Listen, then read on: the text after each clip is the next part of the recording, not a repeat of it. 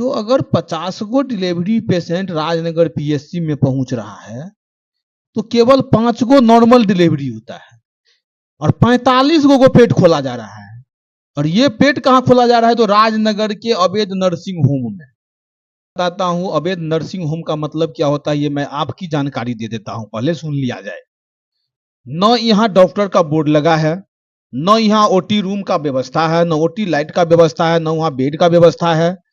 और आवासीय रूम में जो किचन का स्लैब होता है ना, उस पर दवा रखा जाता है। और यहाँ न किसी डॉक्टर का बोर्ड लगा हुआ है, न यहाँ कोई आगे में दवा दुकान है, न कोई डॉक्टर है, न किसी का प्रचार ऊपर में बोर्ड वोर्ड लगा हुआ है। तो ये अवैध है ना, नहीं उसको के पास में रजिस्ट्रेशन है। ये एक आशा कार्यकर्ता है। हाँ, स्कूल भी है, बजरंगबली का मंदिर भी है, उसके पाछे में ये काम हो रहा है। सोचिए, बजरंगबली को संकट मोचन भी कहा जाता है, लेकिन वहां पे जाने के बाद लोगों को और संकट दिया जा रहा है, ना कि संकट हरने का काम किया जाए, वो भी सिविल सर्जन और पीएससी प्रभारी निरंजन जायसवाल के मिली भगत से। कितनी ये दुखद बात है। अगर मधुबनी जिला की प्रशासनिक पदाधिकारी और प्रशासन पदाधिकारी अगर उस अवैध नर्सिंग होम को अपने स्तर से कानून कार्रवाई नहीं किया, उसके ऊपर में एफआईआर नहीं किया, अगर उसको बंद नहीं कर रहा है, तो हमारे कांग्रेस के सभी सिपाही जैसे देश को अंग्रेज को भगाने के समय में आंदोलन किया था, इससे भारी आंदोलन हम लोग सिविल सर्जन को और मधुबनी जिला के प्रशासनिक पदाधिकारी के साथ इससे भी ज्यादा बढ़ चढ़ के करूंगा। मैं जिला किसान कांग्रेस अध्यक्ष अशोक कुमार। आज जो किन मुद्दों पर चर्चा करने जा रहे हैं? देखिए, मधुबनी जिला में विभिन्न मुद्दा पे हमको चर्च करना है और मैं कभी कभी किसी साथी के साथ चर्च भी करता हूं। अभी हम देख रहे हैं जो मधुबनी जिला में सबसे ज्यादा अगर भ्रष्टाचारी चल रहा है तो स्वास्थ्य विभाग में है। और स्वास्थ्य विभाग में भ्रष्टाचारी क्यों चल रहा है, इसकी जानकारी अभी तक मुझे प्राप्त नहीं हुई है। मैंने कई बार लिखित आवेदन सिविल सर्जन को और मोबाइल पे, जहां तक कि जिला पदाधिकारी को भी लिखित आवेदन दिया हूं, उसके बावजूद भी अभी तक किसी के ऊपर कोई कार्रवाई नहीं की जाती है। हाल में ही राजनगर प्रखंड में पीएससी के बगल में एक हनुमान मंदिर है, उसके बगल में एक गली गई हुई है। यहाँ एक आवासीय मकान है, उसमें एक आशा कार्यकर्ता के द्वारा उसमें अवैध रूप से नर्सिंग होम चलाया जा रहा है। इसकी शिकायत मैंने कई बार डीएम साहब को भी दिए हैं, राजनगर पीएससी के मोबाइल से भी किए हैं, बोले हैं, मधुबनी सिविल सर्जन को भी दिए हैं, लिखित आवेदन दिए हैं, उनसे मोबाइल पर भी शिकायत किया गया है। हमको आश्चर्य लग रहा है, जो अगर 50 गो डिलीवरी पेशेंट राजनगर पीएससी में पहुंच रहा है तो केवल 5 गो नॉर्मल डिलीवरी होता है और 45 गो पेट खोला जा रहा है।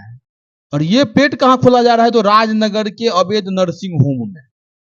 एक मिनट, आपको हम रोकना चाह रहे हैं। आप जो बार बार लगा रहे हैं आरोप अवैध नर्सिंग होम, अवैध नर्सिंग होम का आप लोग को पता कैसे चला और कैसे बोल रहे हैं कि आप अवैध नर्सिंग होम चलाया जा रहा है?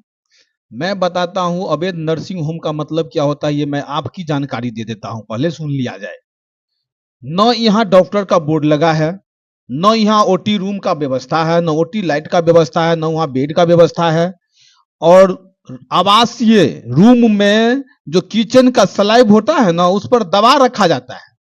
और यहाँ न किसी डॉक्टर का बोर्ड लगा हुआ है, न यहाँ कोई आगे में दवा दुकान है, न कोई डॉक्टर है, न किसी का प्रचार ऊपर में बोर्ड वोर्ड लगा हुआ है। तो ये अवैध है ना, नहीं उसको के पास में रजिस्ट्रेशन है। ये एक आशा कार्यकर्ता है। और यहाँ के जो प्रभारी हैं, ये प्रभारी को जब शिकायत किया जाता है तो कहता है जो मैं क्या करूं, आप सिविल सर्जन से बोलिए। सिविल सर्जन को जब बोलते हैं तो बोलते हैं हम प्रभारी को बोले हैं। तो दोनों आदमी की क्या मिली भगत है? हमको तो लग रहा है जो सिविल सर्जन प्रभारी से मिली भगत है, अब प्रभारी जो है वो आशा कार्यकर्ता से मिली भगत है, जो आप वहां कमाइए और हमको भी दीजिए।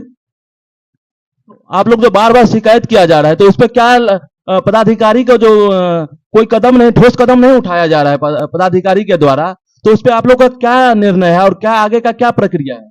एक मिथिलांचल में कहावत है, जो चोर चोर मसियोरा भाई। दो जिला में भी चोर बैठा है, प्रखंड में भी चोर बैठा है, तो पदाधिकारी क्या करेंगे? वो तो मैं उनको शिकायत कर रहा हूं और किसके बारे में क्या बोलूं? यहाँ प्रशासनिक पदाधिकारी से लेकर प्रशासन पदाधिकारी तक सब तो भ्रष्टे है।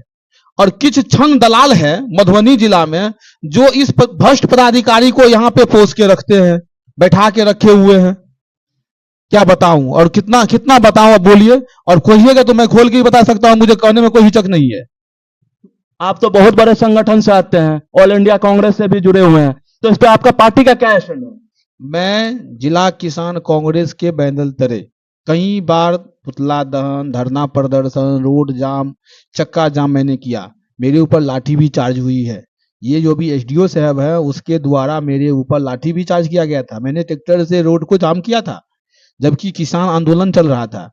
उसके बावजूद भी मेरे पार्टी सड़क पर लगातार उतरे हुए हैं। और ये भ्रष्ट सरकार जो अभी है, ये सरकार की जो रवैया है, ये जनता के हित में बात करने की इसके पास में फुर्सतें नहीं है। उद्योगपतियों की सरकार है, ये तो उद्योगपति की बात करते हैं। यहाँ गरीब जनता मारे जा रहे हैं। आप लोग अवैध नर्सिंग होम पे आगे का क्या कदम रखेंगे इस पे?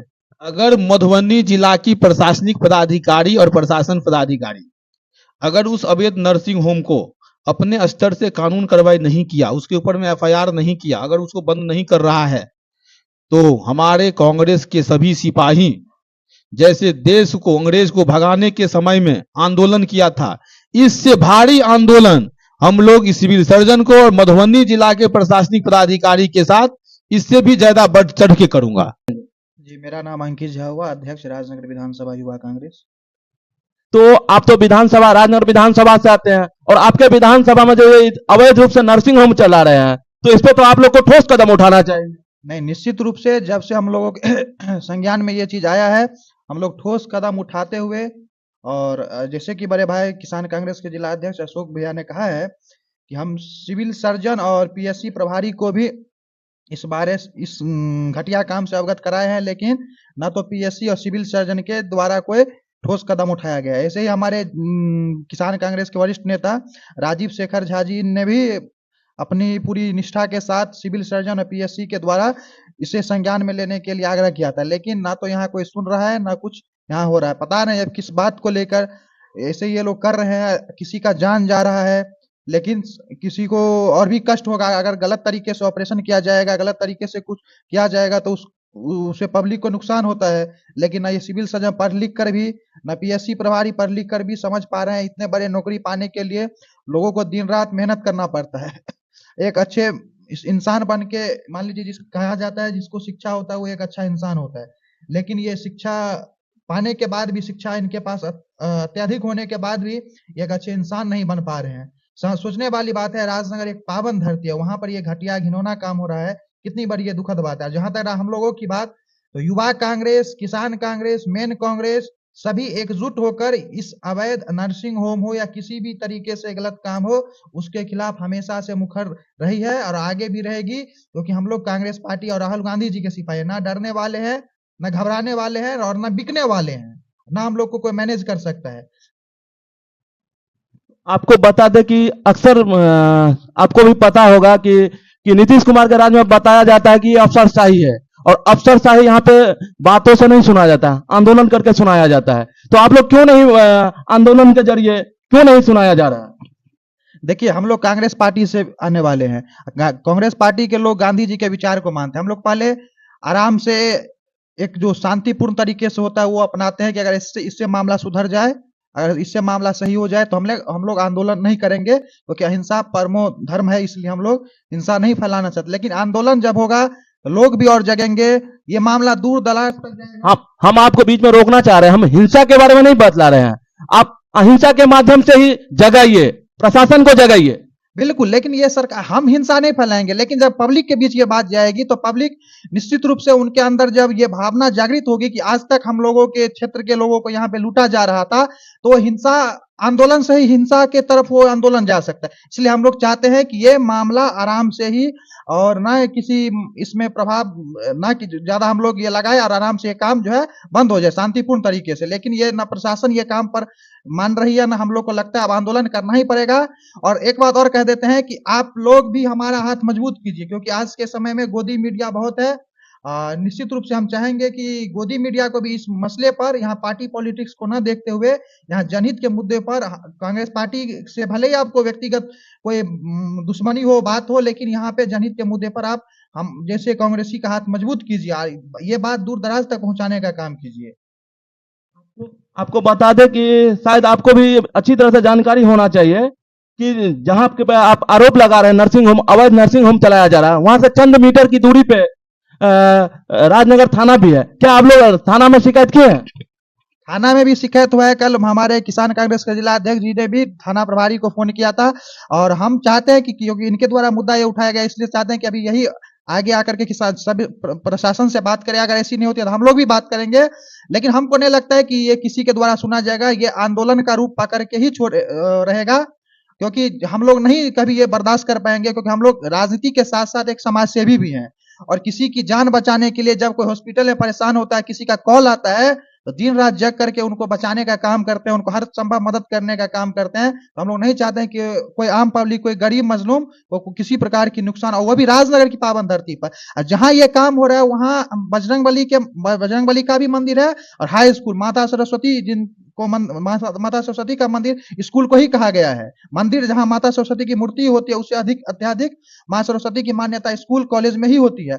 वहां स्कूल भी है, बजरंग बली का मंदिर भी है, उसके पाछे में ये काम हो रहा है। सोचिए, बजरंग बली को संकट मोचन भी कहा जाता है, लेकिन वहां पे जाने के बाद लोगों को और संकट दिया जा रहा है, ना कि संकट हरने का काम किया जाए, वो भी सिविल सर्जन और पीएससी प्रभारी निरंजन जायसवाल के मिली भगत से। कितनी ये दुखद बात है। आप तो जिस विधानसभा से आते हैं बहुत करीब है आपसे, आपके गांव से भी बहुत करीब है, तो क्यों ना आप संकट मोचन बनकर के आगे बढ़े? संकट मोचन बनकर ही हम लोग हमेशा आगे रहते हैं, इस मसले पर भी रहेंगे, और हम चाहेंगे आपके माध्यम से इसमें पब्लिक भी हमारा हाथ मजबूत करे, पब्लिक का भी साथ हमें मिले, ताकि धीरे धीरे ये कहीं आज अगर राजनगर में अगर अच्छे तरीके से बंद हो जाएगा, तो कल किसी और जगह नहीं ये चीज चालू होने में, ये अवैध नर्सिंग होम चलवाने में, चाहे प्रशासनिक कोई अधिकारी हो या कोई व्यक्ति हो, अवैध तरीके से कोई काम करने में 50 बार सोचेगी। हम लोग इस हिसाब से राजनगर में अवैध नर्सिंग होम या कुछ भी काम अवैध तरीके से हो रहा होगा, उसे बंद करवाने का काम निश्चित रूप से करेंगे। आपने सही कहा, वहां से 5 किलोमीटर की दूरी पर हमारा गाँव भी है, और जहां हम रहते हैं चकदा में, वहां पर भी वो भी ज्यादा दूर की बात नहीं है, 20 किलोमीटर वहां से है, इसलिए हम लोग पूरा अडिग है। आपने देखा होगा हम लगातार इस पर संघर्ष कर रहे हैं, और निश्चित रूप से युवा कांग्रेस, राजनगर विधानसभा युवा कांग्रेस इस मसले को अंतिम जड़ से खत्म कर देगी। तब तक वो चैन, जब तक अंतिम जड़ से खत्म नहीं कर देगी, तब तक वो लोग चैन से हम लोग नहीं बैठने वाले हैं, चाहे वो किसान कांग्रेस के हो, युवा कांग्रेस को, या मेन कांग्रेस के हो, क्योंकि हम लोग कांग्रेसी विचारधारा के साथ। हाँ, एक बात फिर कह देना चाहते हैं कि जो भी करेंगे उस कांग्रेस के विचारधारा के अनुरूप करेंगे, ना कि दंगा फसाद करके करेंगे। इसलिए प्रशासन हमारी मतलब ये बात की कमजोरी नहीं समझे, हमारी शांति को वो कमजोरी नहीं समझे। हम गांधी जी को मानने वाले हैं, इसलिए हम लोग कोई काम आराम से कर रहे हैं, तो इसकी कोई ये मत सोचे कि ये लोग कुछ नहीं कर पाएगा। राजनगर में इन लोगों को अगर लगता होगा कि कांग्रेस संगठन अगर नहीं है, वो नहीं कुछ कर पाएगी, तो ये गलत भावना है। कांग्रेस संगठन हर एक जगह मजबूत है, उसका हर एक कार्यकर्ता हर एक गांव में, हर एक वार्ड में है। जब वो कांग्रेस जग जाएगा, तब फिर प्रशासन हो या शासन राजनगर का, वो फिर संभाल पाने में उनको बहुत परेशानी होगी। इसलिए हम चाहेंगे वो इस घटिया काम को जल्द से जल्द बंद करे, इसको सील करे, चाहे वो सिविल सर्जन हो या राजनगर पीएससी प्रभारी या अन्य प्रशासनिक अधिकारी हो। ये हम आपके माध्यम से भी आग्रह करेंगे। आप अपना परिचय देंगे भाई? मेरा नाम है मुकेश कुमार झा, जिला संगठन सचिव कांग्रेस पार्टी। आज की जो ये मीटिंग रखी गई थी जो अवैध नर्सिंग होम के बारे में, उस पर आपका क्या काम? ये अवैध रूप से नर्सिंग होम चल रहा है, वहाँ पे हमसे जा करके आवेदन भी दिए हैं, और आगू जाके हमसे बहुत भारी आंदोलन भी करने वाले हैं, और अनशन भी करेंगे, नहीं वो बंद हुआ तो।